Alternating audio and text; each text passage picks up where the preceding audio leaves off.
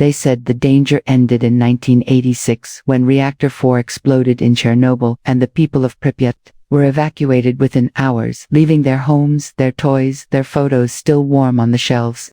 But deep inside the Chernobyl exclusion zone something survived, something that was not meant to, something that has been growing in the shadows for decades while the world looked away. The Red Forest, named for how the trees turned blood red from radiation, is not just poisoned earth. It is a wound, a scar that never healed. The trees don't grow straight. They bend inward as if pulled by something beneath the ground. The animals that live here have changed. Wolves with glowing eyes roam at night and vanish like smoke. Birds with melted feathers sing songs that sound like human cries, and deep in the woods there are shapes that do not belong, shapes that move without footsteps and watch without blinking. Soviet warning signs still stand rusting and broken, pointing to nowhere, but the danger is no longer nuclear. It is something else, something that whispers. Soldiers who patrol the zone report hearing voices in perfect Russian calling their names from ruined buildings and sometimes from the trees. One soldier followed the voice of a crying child into a collapsed apartment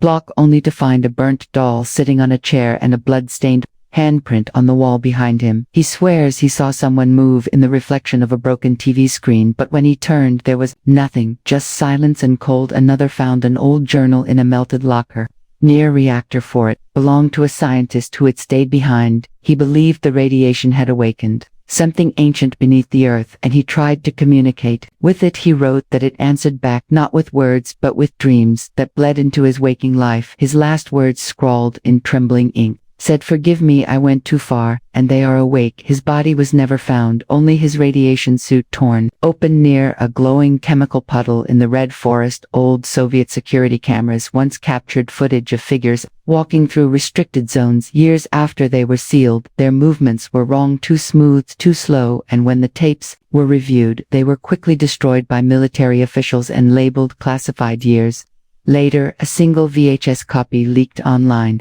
showing a pale figure staring directly into the camera before the screen cut to black. The man who uploaded the footage disappeared within weeks, and his apartment was found emptied with only a Geiger counter left ticking on the floor.